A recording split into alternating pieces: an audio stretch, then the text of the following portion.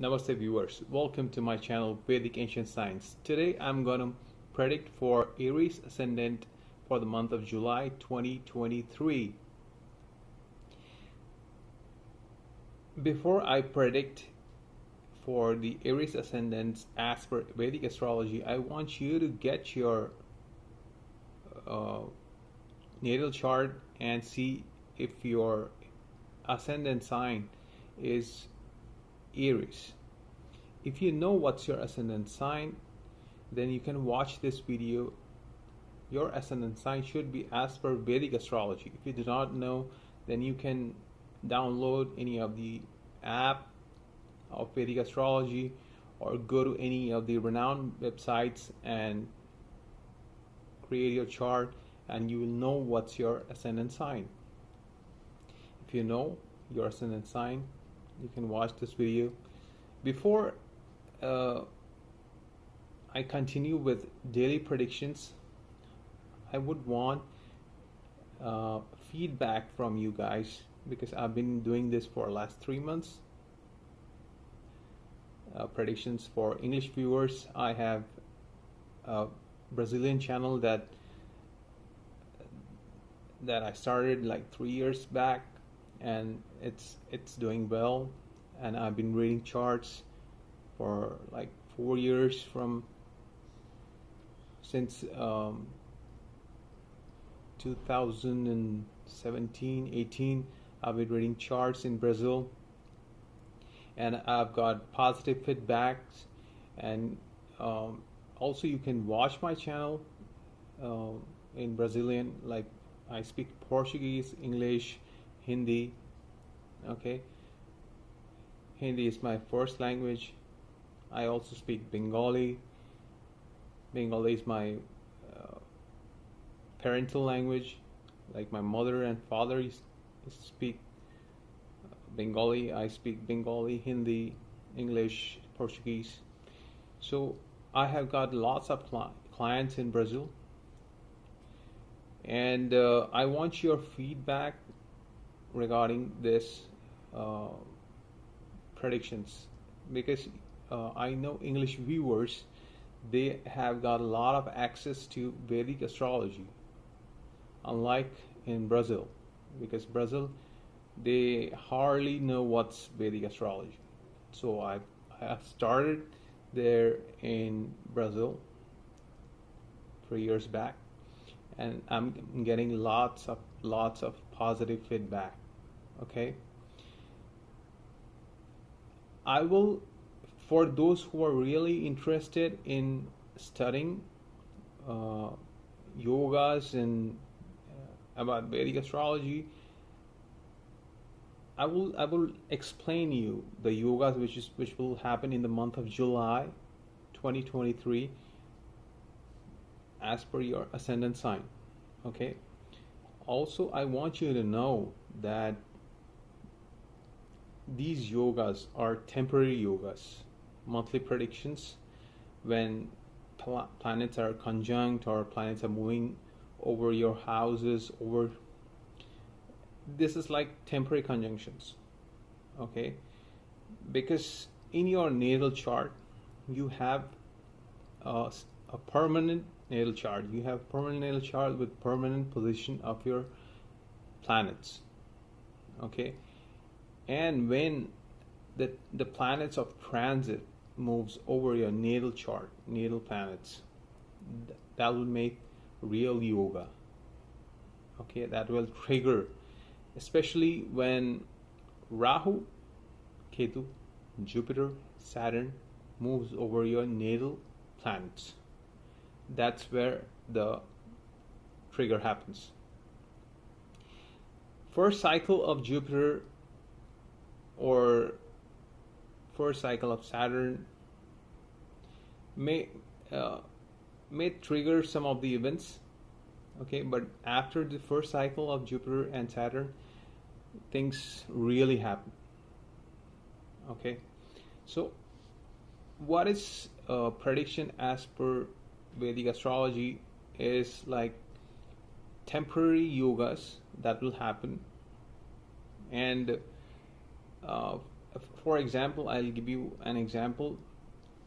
If Saturn is moving over any of the natal planet, for example, Saturn is moving over your Ketu, then Saturn signifies your work, your karmas, and Ketu signify, they have got a lot of significations, but day-to-day life, if you see, Saturn is your work, okay, and Ketu is kind of detachment. Ketu also signifies a lot of other things like sharp blades, flags, and also it can signify ropes, threads, things like that. In micro level, Ketu also signify something which is at micro level, and Rahu is at macro level.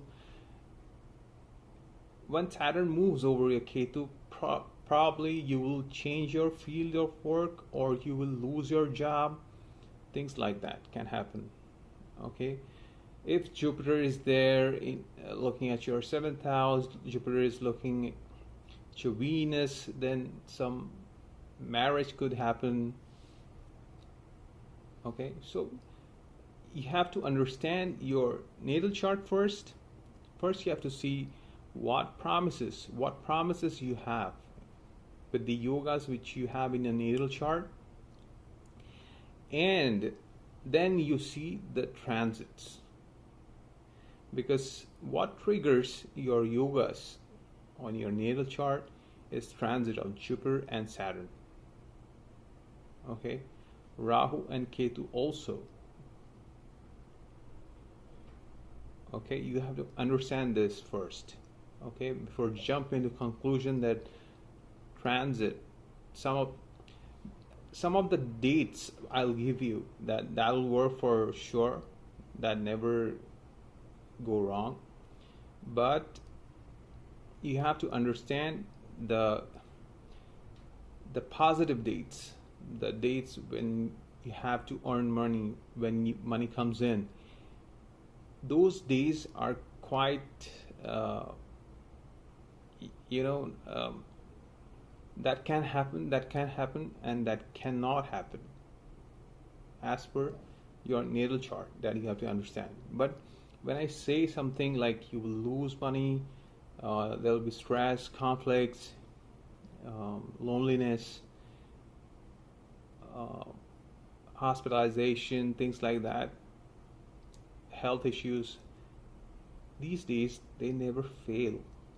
Unfortunately, these days never fail, and that's the reason I would like to make you aware that you have to take care of yourself. You have to plan your life accordingly. When you know these dates are not good, then you have to plan your life. So I'll give you these dates where you have to be careful for the month of July for the Aries ascendant.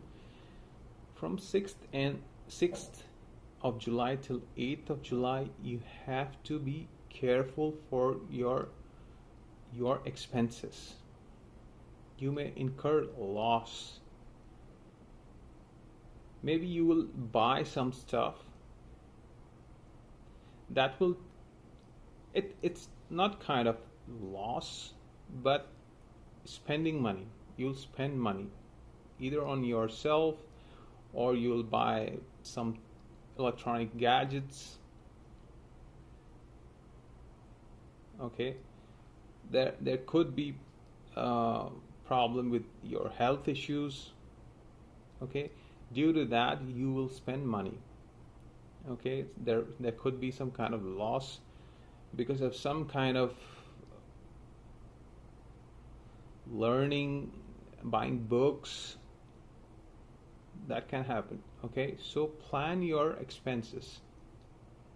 That's the most important thing that people forget. Okay, investments and plannings.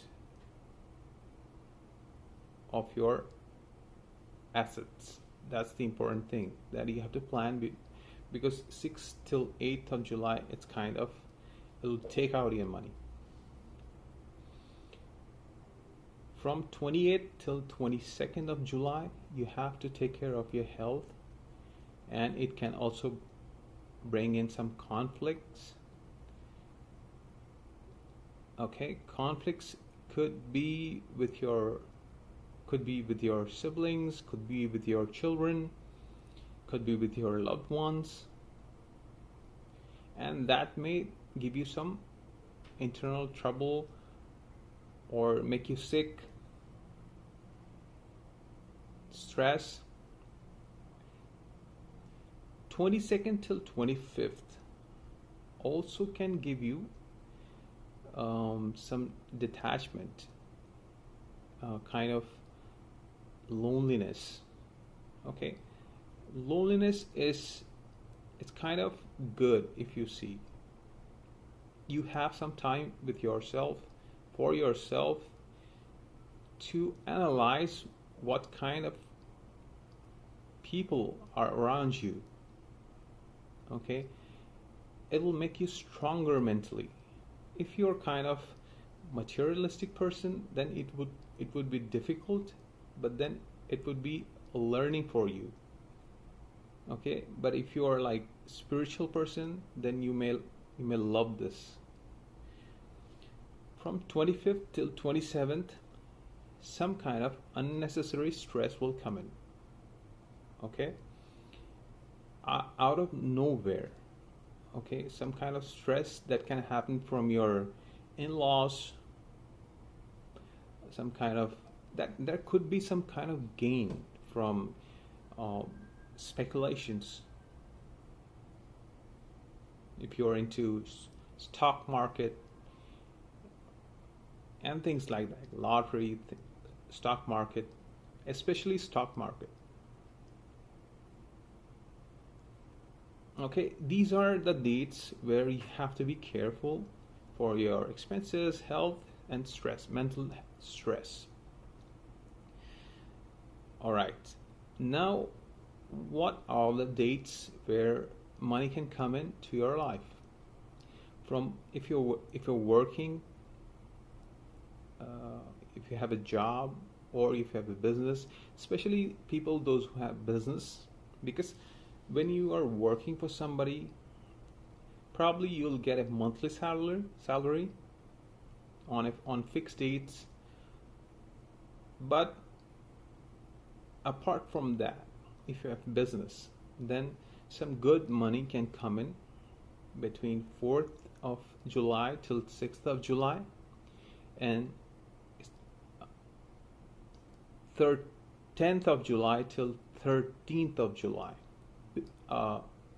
Good money can come in.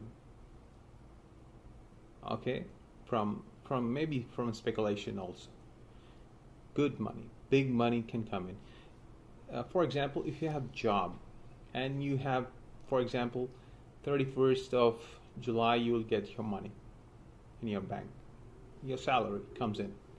But if you are also into stock market, then from 10th till 13th of July, you will get some good amount of money. If you have invested in something and you're looking for returns, then you will get this money. If you're not working, if you do not have investments, then no need to worry. These days are good days for be with your friends, but be careful with your friends during this time, because I did not explain you the planetary positions, because some people are always interested only in dates and they do not want to know about planetary positions. If you want to know about the planetary positions, then I will continue after giving you the dates. If you're really interested in learning astrology, Vedic astrology, then you have to wait for this. Okay, Saturn is in your 11th house. Okay, so be careful about your friend circle and be skeptical. Okay, but you have to enjoy from 4th till 6th and 10th till 13th with your family. Enjoy these days, because very few days are good. Most of the days are stressful. As you know, if you're working, you know how things go at your workplace, or if you're married, how things go in your house. 22nd till 25th, as I said, it could be you may feel lonely, but it's also a good time. If you're married, then it's a good time to be with your wife or her husband and try to analyze the thing, try to resolve things. If you have any grudges, any fights happening in your relation, sort out the things that will help you. Okay, at your workplace, what would be the best time to raise a complaint, get a promotion, ask for promotion?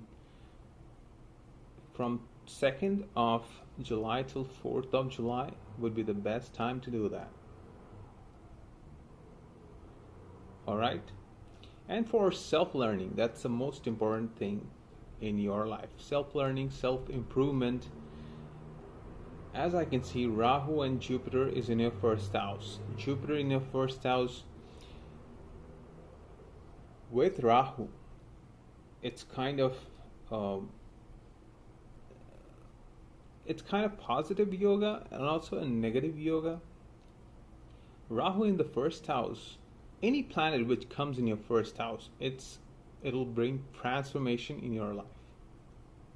Big transformation. And there is a conflict within yourself. Rahu will be there in your first house for the next till October 2023, and Jupiter will continue staying there. Jupiter in the first house is a good sign of you getting married, because it's aspecting your 7th house. Also, after 7th of July, Venus will be in your 5th house of your love. So it's a good time to get married. If you're planning to get married, then it's a good time, because Jupiter it's a benefic planet and is a karaka of marriage. It's looking at you for man and for men and for women. It's a good time to get married, because Jupiter is aspecting after 7th of July, will be aspecting Venus and Mars in your 5th house with the 5th aspect of Jupiter. So it's a better time to get married. Okay, so I've given you the important dates. Now I'll explain you about the conjunctions. As I've explained a little bit of conjunctions, Sun and Mercury will be conjunct in your 3rd house, which is your siblings, your short trip travel, your courage. And Sun and Mercury makes a Buddha Aditya Yoga, which will give you courage, it's good for learning new things. 3rd house is your obstacles, and Buddha Aditya Yoga will give you that courage to confront your obstacles. Okay. Venus also will be there till 7th in your 4th house, which is a good position for Venus in Cancer in your 4th house, with love and happiness, with a relationship with the mother will be good. And after 7th and 8th, 7th Venus will be moving towards your 5th house, and Mercury will be moving to your 4th house. Also, it's a best yoga that Venus and Mars is making in your 5th house of creativity. Venus is a karaka of creativity, love, and is in the house of love and creativity. So Mars with Venus, it's kind of intense. energy in your fifth house. It can bring a lot of love, a lot of affection with your children, with your work, creativity. Okay, so this month is kind of good month. If you have like your natal chart promises a lot of things, then a lot of things can really happen. But if you do not have a lot of good yogas in your chart, you just have to bear what's going on. Okay, patience is the only key to life.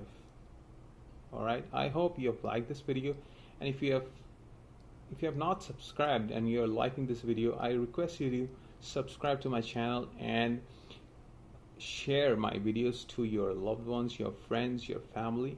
All right, thank you very much for watching, and namaste.